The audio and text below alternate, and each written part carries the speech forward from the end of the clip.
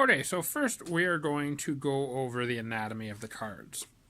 So there are 4 card types in the game. So right in front of me we have a couple of creature cards.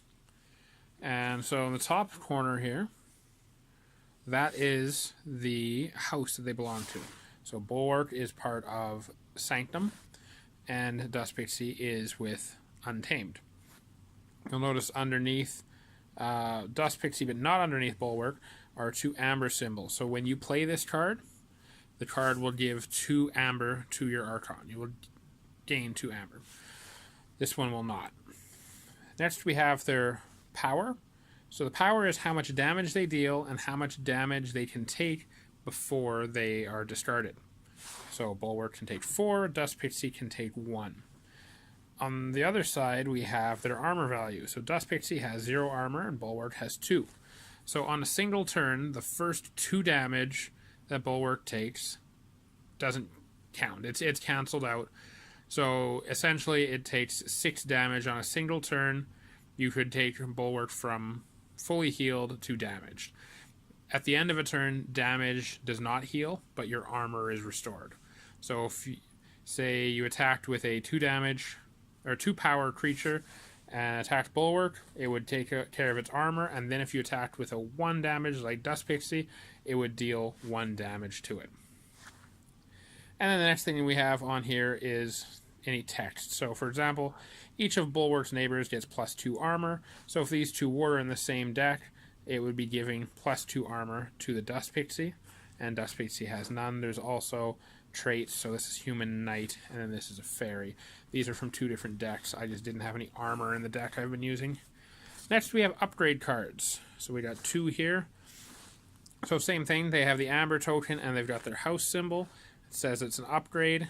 The text as to what it does. So an upgrade card is attached to a creature card. Could be on your team, could be on the other team. And it remains there until they leave play. So if they're discarded, destroyed, archived,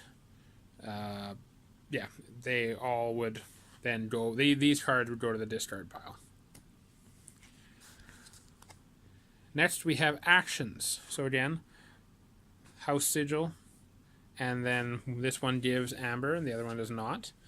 And then the ability. So this one here, when you play, deal 1 damage to each friendly creature in play. You may divide it among any number of creatures, or your opponent cannot use creatures to fight on their next turn. So they're pretty straightforward. You play them, you do the effect, and then they go into the discard pile. And finally we have artifacts. So artifacts, again, the house, some of them give Amber. They have an action. So this one here has an action of draw a card. This one has an Omni action. So what Omni does is normally when you pick a house, so if I picked Logos, I could then on my turn use this card, exhaust it, draw a card. But if a card has Omni on it, it can be used by whatever house you select. So I could take Logos, use this to draw a card, then I could use this and sacrifice it, and it allows me, so this one here, sacrifice it, you may use friendly untamed creatures. So then it allows me to actually use untamed for the rest of that turn as well. So those are the 4 types of cards. There is your Archon card. Okay, let us go over the basics of a turn. So we've got here the board kind of set up. This would be my hand of cards. Artifacts I have in play, my chain tracker. This is my battle line, so those are creatures I have in play. Got a lot of Untamed in there. And then my discard pile, and my Archon card with 5 Amber on it. And let's just say we've got 2 cards in our archives. So my turn will start. First thing I'll need to do is check, do I have enough Amber? So I've got 5. Right now, we're going to say that there's no modifiers. We're going to go over just the basics of the game. We'll get to the more advanced stuff in a bit.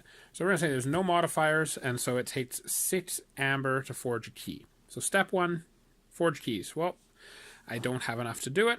So now we move on to step 2, where I can choose my house that I'm going to play for the turn.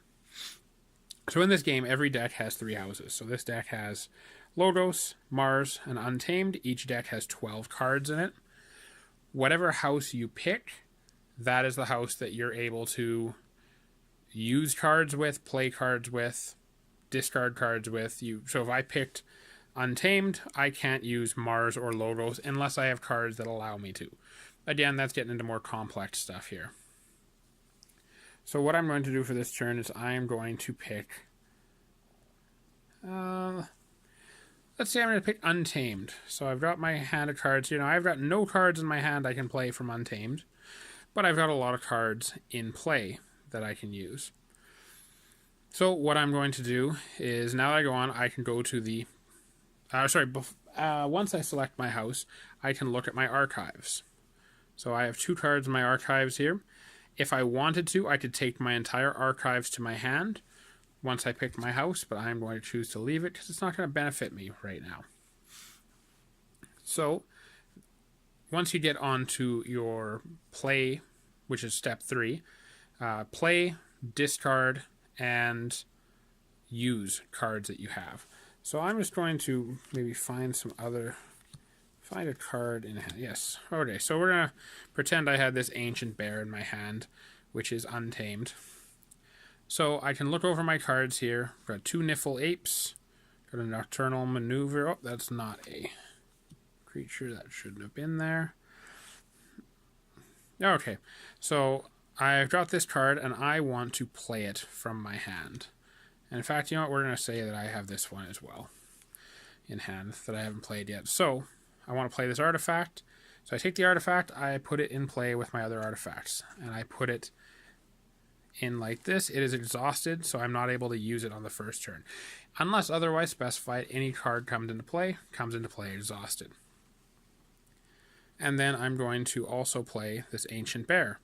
5 attack, no armor, and it has Assault 2. And we're going to go over the more specifics of what all the keywords do in the game. But it's going to go into play. Now I have to choose to put it on one end or the other of my battle line. I can't, move things apart and put it in the middle.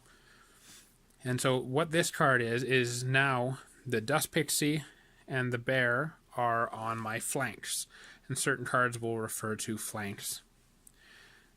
Now, we're going to pretend the opponent has some creatures out as well, because we're going to go over one of the things you can do, and that's an attack phase. So I'm just going to grab some cards here to put out.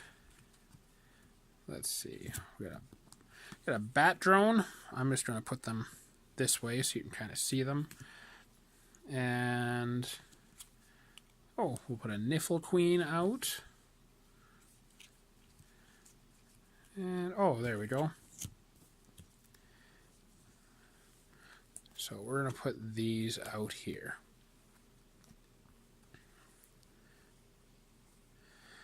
Okay, so this one here, the Exilic Dominator, has an ability called Taunt. So for that reason, it is pushed slightly ahead of the line. And so we're going to deal with some of that here. But I've got my different creatures, and I'm going to decide what I want to do for my attack. Now, the Niffle Apes have a keyword on them. While Niffle Ape is attacking, ignore Taunt and Elusive. This character has Taunt, so it will allow us to move past it. What Taunt is that card, if it's in play, the 2 neighboring creatures, which is why the battle line matters, they are not allowed to be attacked until this one has been removed. However, the Niffle Ape is allowed to get around that. And Elusive, which none of the cards out here have, what Elusive is the first time that a character is involved in combat, they do not take any damage. No one takes any damage, actually. So both them and the defender, I'm just trying to see if I can find an Elusive card here. I need a Taunt. Here we go. So Elusive. First time creature is attacked each turn. Sorry, when it's attacked. No damage is dealt. And then another card that we have, some cards have Skirmish. When this creature is, when you use this creature to fight, it is dealt no damage in return. So those are some of the attacking abilities. The Ancient Bear has Assault. And Assault is, so Assault 2. When it attacked, it deals 2 damage to the attacked enemy. So like, it declares the attack, it deals the damage before the actual combat's in. So in fact, we're going to show how that works, we're going to pretend that this card is now readied. So, my turn, I can choose to do different actions. On your card, you can do 3 actions. You can attack, you can fight, is the actual term. Attacking is not. Fighting is the actual term. So you can fight, you can reap, or you can use an action. So none of the cards on my side have an action. My artifacts do, but I'm not able to use that one. So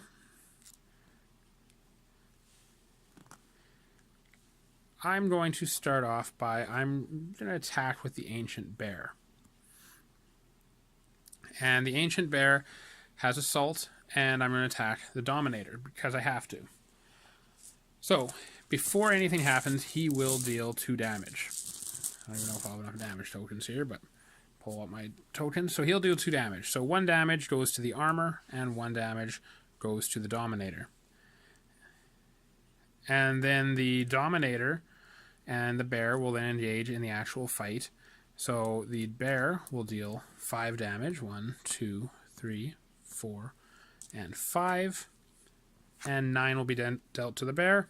It will be discarded. Okay, so the next thing I'm going to do is I'm going to use this Niffle Ape, and I'm going to attack, and I'm going to attack the Bat Drone, because I can avoid the Taunt ability, so Bat Drone's going to have 2 damage dealt to it. Or sorry, 3 damage dealt to it, and it's going to deal back 2. And 2 is not enough to kill, so the Niffle Ape will have 2 damage on it. Now, this card will then slide in, so now it is protected by the Taunt. And with the other Niffle Ape, I'm going to attack him. And so he will then take 3 damage. He will take 3 damage, and he will go away, sliding that there. So I've got 2 creatures left. Now, I can deal a total of 4 damage. So 1, 2, 3, 4, 5, 6. I do have enough that I could kill it, but I might not want to. But you can use other things to this card. So I can use this Dust Pixie, and I'm going to exhaust it. I'm going to Reap. So Reap is the second option. When you Reap, you take 1 amber, you put it on your Archon. And when I did play this card, because I use it for the example, I would have gained an additional amber as well. That's why I started with 5, I now have 6. So, and now I'm going to also use this one here to Reap. So I'm going to gain that. And looking over my cards, I don't think I can do anything else, so I'm going to end my turn. So I'm going to ready up all my cards. Damage will not be removed from either of these. However, the armor value will be restored for that creature. And then let's just take a look at my deck here, or my hand here. So 1, 2, 3, 4, 5. Well, let's just say, so I did add some extra cards in there. So 1, 2, 3. So I have 3 cards in hand. So I will draw back up to 6. 1, 2, 3. And then I will say check. Check is just letting the other player know that, hey, I have enough amber in the current game state to forge a key. Now the opponent will go and do their 5 steps. That is the basics to a round of Keyforge.